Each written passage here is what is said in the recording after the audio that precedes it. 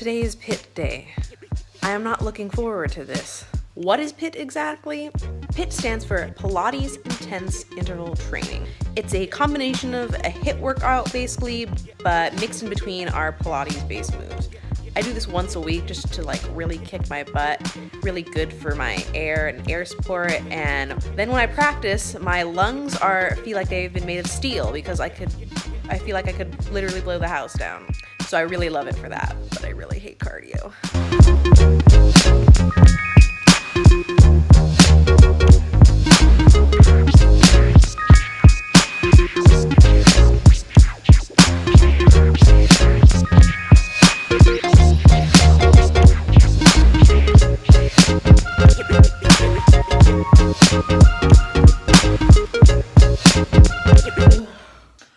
Alright, all done with my workout. I had a little lunch, took a shower, cleaned myself up, not so sweaty and looking like fresh roadkill. That's how I describe my post-workout glow. Anyways, I'm going to be practicing some B-flat clarinet first, and the reason I need to take care of that just for a little bit first because later tonight I am going to rehearsal at Master's College. It's one of the universities in Santa Clarita.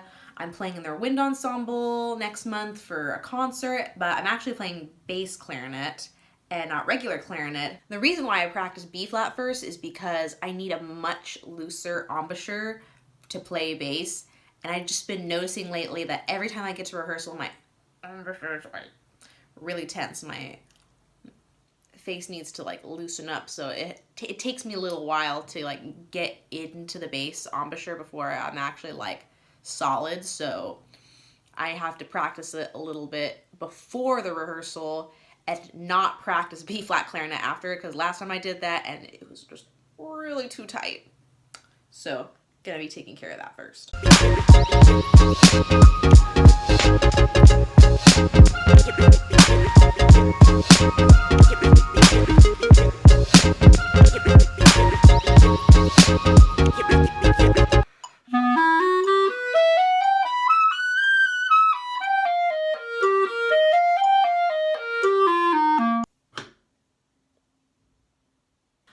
Alright, all done with that, and now I'm gonna practice some bass. I didn't practice B-flat clarinet a super lot, but need to get that out of the way. Hopefully my mouth's not too tight and can loosen up the thing. I like to grab my mouth when I'm talking about my embouchure. I also have to break in some bass clarinet reeds.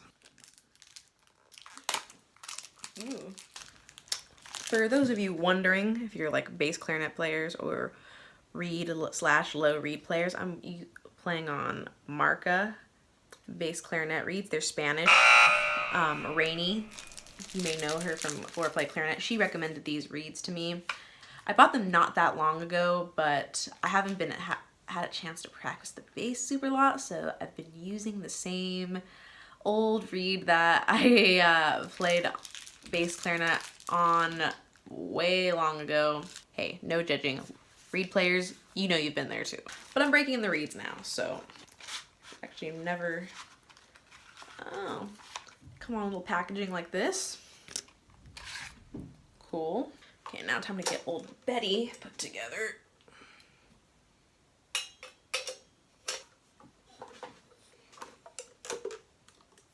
Line these little thingies up in the middle. Yeah. This thing is twice my size.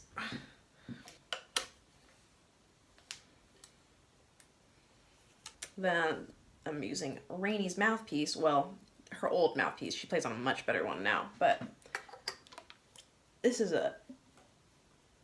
one's still pretty good. Oh wait, I'm gonna slap a reed on here before I do that. I always forget that with bass clarinet you have to it's easier if you put the reed and the mouthpiece on together before you put it on the neck. With clarinet I just slap the mouthpiece on, slap the reed on, ligature, boom, because there's no neck that you have to. See, if you stick it on like this and then try to put the reed on like this, it's kind of it's really awkward. Easier to put it on before you put on the neck.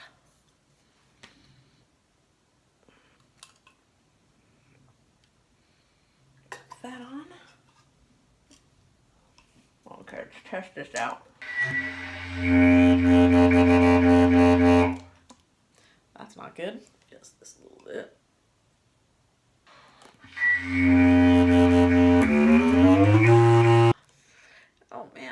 sound coming out of there. I'm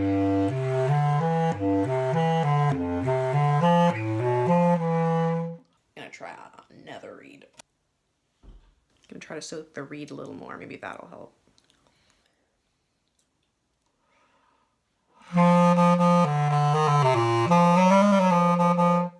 This one sounds better already. Sound even better on the high register, which is good because I'm really shitty at the high register on bass. All right, let's try another one.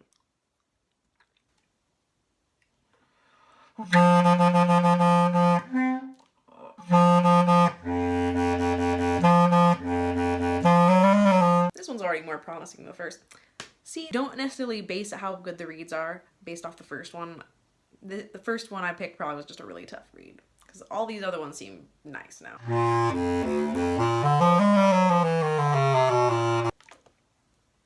Oh, bass makes me really lightheaded sometimes. Okay, 2 more.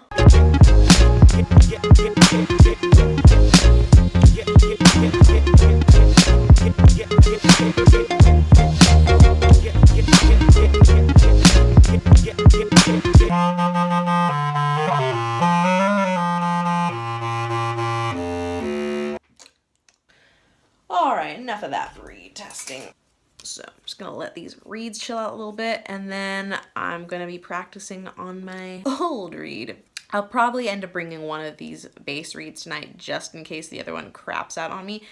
For a reed that I haven't used in like ages, just to clarify the old reed that I'm using was brand new and unused, but I hadn't used it in ages. So anyways, now it's been beat up a lot and I don't know how long it's gonna last, but fortunately I have some new reeds in the ringer, so hopefully by the time that my old reed craps out, these ones will be fresh.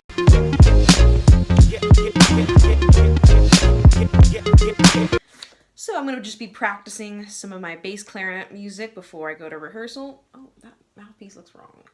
The 2 big pieces that I have to really work on are Symphony No. 3 by Copeland. I can't tell if this is backwards, so sorry in advance. The Wind Ensemble music is actually exclusively owned by the U.S. Marine Band, and the band director of Masters College told us some crazy story about how he had gotten permission from the Copeland family and whatever just to freaking get this piece to be played. It's got some really gnarly bass clarinet stuff in the upper register, which kind of sucks, but you know, that's why you practice it. And then we're also playing Rhapsody in Blue. There's a little bit of a bass clarinet solo in the middle of this one, so I want to practice it, make sure it sounds good. Also for timing. The rest of the piece is not so bad. It's just mostly the beginning, just because I'm resting for quite a bit before I make my entrance, so I want to make sure I get that all nice. So that's what I'm going to be doing for the next like 30 minutes or so.